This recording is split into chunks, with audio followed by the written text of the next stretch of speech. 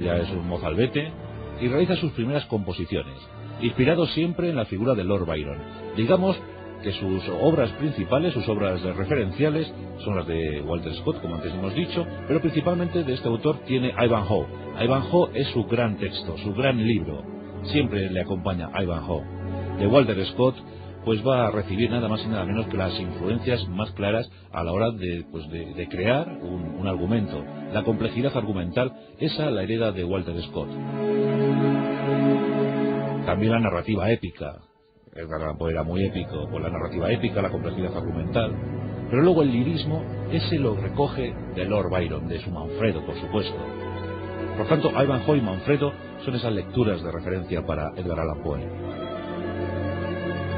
Los primeros versos son compuestos en homenaje precisamente a Lord Byron. Y llega el amor para Edgar. Edgar, como os digo, era tímido.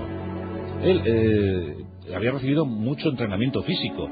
Su constitución era atlética y eso le hacía estar por encima de la media de los jóvenes sureños, que no estaban muy acostumbrados a eso de entrenarse en el deporte. Pero él no optó por ser el cabecilla de esos chicos, de sus primeros amigos. Optó simplemente por retarse a sí mismo.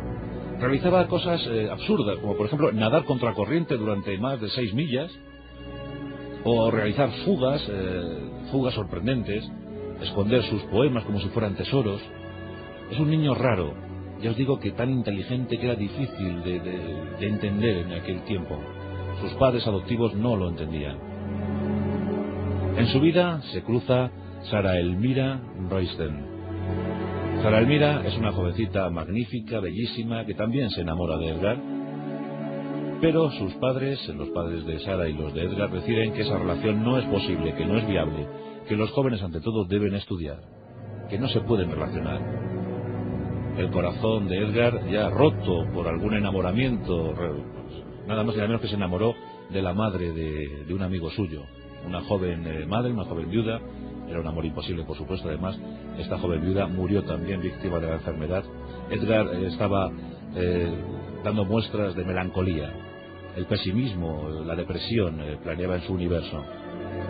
Pues lo de Sarah se frustra, no puede ser. Sí, en cambio, llega la consumación de llegar a la universidad, de inscribirse en la universidad.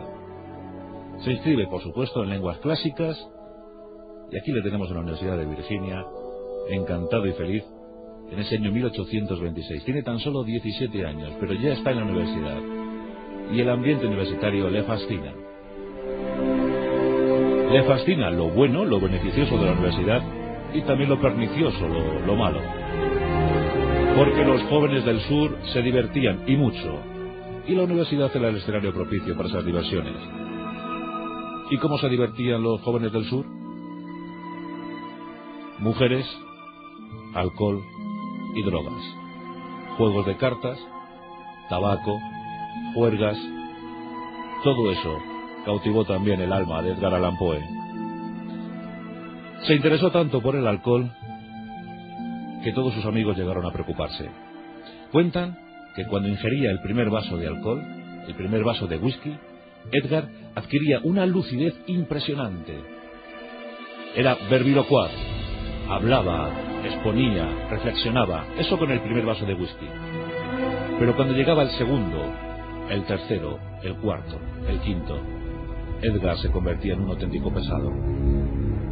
Entonces afloraban sus pesadillas, sus miedos internos, acosaba a los amigos, regañaba, peleaba, y finalmente caía al suelo vencido por los efectos del alcohol, de los que tardaría muchos días en salir.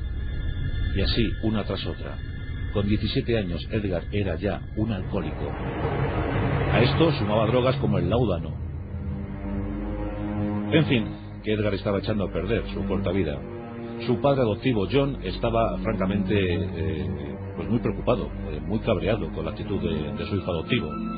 Le redujo ostensiblemente la paga, y esto entristeció el ánimo de Edgar Allan Poe. En diciembre de 1826, es decir, ni siquiera estuvo un año en la universidad, pues tuvo que dejarla. Tuvo que dejar la universidad y dedicarse a trabajar en el negocio de sus padres adoptivos, aunque pronto las discrepancias, el enfrentamiento con el padre se hizo notar. Realmente nunca se llevaron bien. Esto Edgar no lo supo entender. Él estaba pues muy cobijado, muy protegido por su madre, por Frances, y en ella pues basaba su existencia. Era la única mujer que le había querido, que le había cuidado, la única mujer que realmente le entendía. Quizás esa sobreprotección pues influyó negativamente en el alma de Edgar Allan Poe.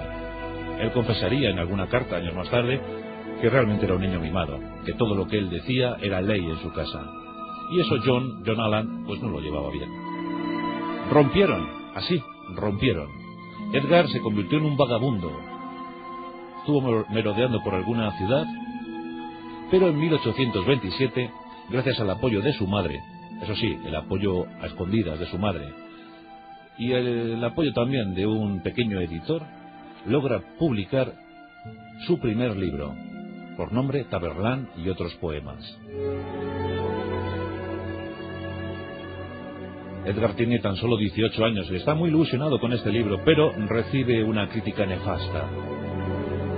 Los críticos literarios eran feroces en aquel tiempo y no le dieron el beneplácito a este libro, a este primer libro de Edgar Allan Poe. Eso, por supuesto, hizo que Edgar cayera otra vez en la pesadumbre y otra vez en el alcohol. Cada cosa que ocurría en su vida, fuera negativa o positiva, influía para que Edgar volviera a la botella. Una constante en su vida atormentada. Edgar, como un vagabundo, al final opta por alistarse. Estamos finalizando la década de los 20 en ese siglo XIX, y aquí tenemos a Edgar Allan Poe alistado al ejército de los Estados Unidos de América. Y fijaos, se alista con un nombre falso, Edgar A. Perry.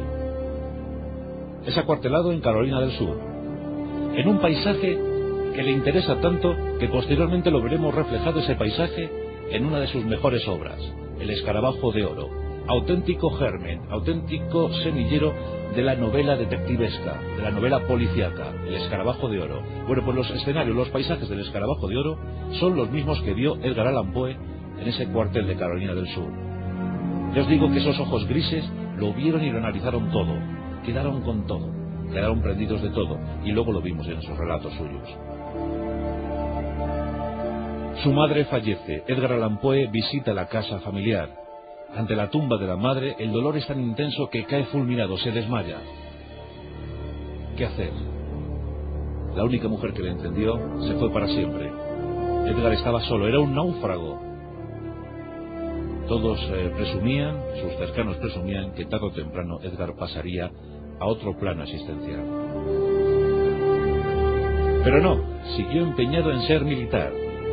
En junio de 1830 consigue más o menos una especie de acuerdo con su padre, una especie de abrazo con su padre, abrazo simbólico, y pues con alguna influencia, con alguna carta, consigue que su hijo adoptivo ingrese en la Academia Militar de West Point, la más prestigiosa de la Unión, de Estados Unidos. Pero va a durar poco. En febrero de 1831, Edgar Allan Poe había hecho todo lo necesario para ser expulsado de West Point. Y en efecto, fue expulsado. Se llevó como recuerdo el grueso capote de cadete. Ese capote que le acompañaría ya toda su vida. Siempre estuvo ceñido a ese capote. ¿Acaso un recuerdo de la juventud que dejaba atrás? En 1831 tenía todo por delante, todo por hacer, nada en los bolsillos. Pero sigue intentando ser escritor. Y llegamos al año de inflexión en la carrera profesional de Edgar Allan Poe. Nos encontramos en 1833. Se presenta a un concurso literario promovido por un periódico, el Messenger, y consigue el primer premio. Su relato, manuscrito hallado en una botella, consigue ese primer premio. 1833 es un año de ilusión, de emoción. Ha ganado un primer premio. Alguien ha leído su relato. Ese relato ha sido merecedor de un premio. Puedo empezar a escribir. Y además empieza también a trabajar como periodista. Y eso ocurre en la ciudad de Richmond, una ciudad muy activa, una ciudad preciosa, donde Edgar empieza a trabajar y nada más y nada menos que inaugura su etapa periodística con un relato, Berenice. Todos empiezan a hablar de aquel joven talento. Todos quieren saber